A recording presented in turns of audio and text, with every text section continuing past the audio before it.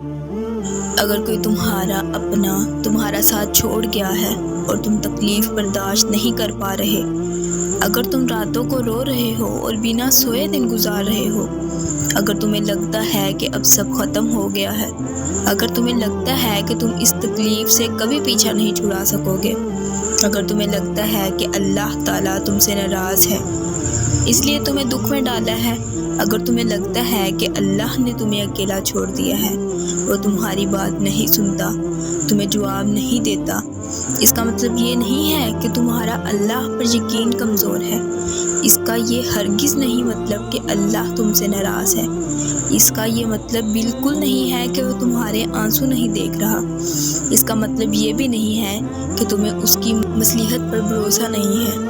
یہ تو تمہارے خالص احساسات ہیں، کیونکہ حضرت محمد صلی اللہ علیہ وآلہ وسلم بھی اپنی والدہ کی قبر پر روئے تھے۔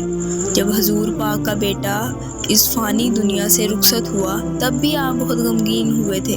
حضرت یعقوب نے اپنے بیٹے کی جدائی میں کئی ماہ و سال گزارے تھے اور دکھ سے رو رو کر ان کی آنکھیں چلی گئیں، لیکن ان کا اللہ پر یقین پختہ رہا تھا، جو اللہ نے کئی سالوں بعد یوسف کو واپس لوٹا دیا۔ حضرت زکریا کو بیٹے کی خواہش نے افسردہ کیا۔ دکھ کمزور ایمان کی نشانی نہیں ہے، ہو سکتا ہے کہ یہ خدا کا اشارہ ہو تمہیں اپنی کھوج میں لگانے کا، خدا کو تلاش کرنے کا، خدا کے اور قریب ہونے کا۔ ہو سکتا ہے کہ وہ تمہیں اپنی محبت کی پہچان کروانا چاہتا ہو۔ جو کچھ اللہ تعالیٰ نے تمہارے نصیب میں لکھ دیا ہے وہ تمہیں مل کر رہے گا اور بہترین ملے گا، کیونکہ لکھنے والی ذات 70 ماؤں سے بھی زیادہ پیار کرتی ہے تم سے۔ بے شک دینے میں تاخیر ہو سکتی ہے، تمہاری دعاؤں پر کن کہنے میں دیری ہو سکتی ہے، مگر ایسا نہیں ہو سکتا کہ وہ تمہیں نوازنا بھول جائے۔ وہ نوازتا ہے اور ضرور نوازے گا، لیکن وقت سے پہلے نہیں۔ تھوڑا صبر تو کرو، وہ تو اتنا نوازتا ہے کہ جولیاں بڑھتی جاتی ہیں اور دینے والا نظر بھی نہیں آتا۔ آج نہیں تو کل، ابھی نہیں تو کبھی، جلد نہیں تو دیر سے ہی صحیح، اس پل نہیں تو اگلے لمحے، مگر جو چیز تمہاری قسمت میں لکھ دی گئی ہے وہ تم سے دور نہیں کی جائے گی، اسے کوئی تم سے چھین نہیں سکتا، کوئی تمہیں اس سے الگ نہیں کر سکتا۔ پھر ڈر کیسا؟ درد کے ختم ہونے پر شک کیسا؟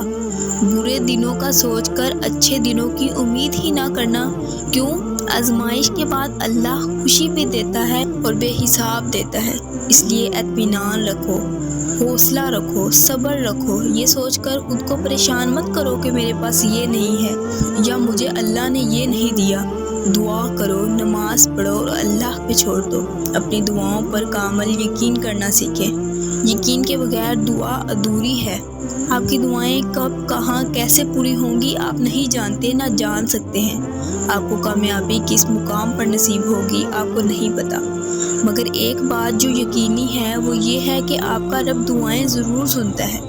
جو بھی دیر ہو رہی ہے وہ آپ کے حق میں بہتر ہے، وہ آپ کے دل کے ہر خیال سے بھی واقف ہے، وہ بہت محبت کرنے والا ہے، وہ آپ کو حالات سے ہارنے نہیں دے گا۔ آپ کی دعائیں قبولیت کے درجے پر ہیں۔ دعا آپ کا نصیب بدل سکتی ہے۔ آپ کے نزدیک جو بھی کام اب ناممکن ہے وہ سب ممکن ہو سکتا ہے، اور وہ ہوگا، وہ ضرور ہوگا۔ ایک دن اس آسمان پر آپ کی دعاؤں کی قبولیت کا ستارہ چمکے گا، آپ تک آپ کی خواہش پہنچا دی جائے گی۔ آپ کا دل جو آج خالی ہے وہ بھر دیا جائے گا، آپ کی زندگی کا اندھیرا نور سے دور کر دیا جائے گا۔ مایوسی انسانی کیفیت ہے، سب کے ساتھ ہوتا ہے، مگر اس مایوسی کو خود پر غالب نہ ہونے دیں۔ اپنے رب کی محبت پر کامل یقین رکھیں۔ جب آپ کا دل اس کی محبت سے بھر جائے گا تب آپ کی ہر بے چینی دور ہو جائے گی۔ اسے محبت کریں، کیونکہ بس وہی محبت کے قابل ہے۔ آپ جس رب کی بارگاہ میں اپنی مشکلات کا حل مانگ رہے ہیں وہ اس دنیا کا ہی نہیں پوری کائنات کا مالک ہے، وہ کن اور فیکن کا مالک ہے۔ اس کے بس میں ہر چیز کو کر دینا ہے، ہر کام کا ایک وقت مقرر ہے۔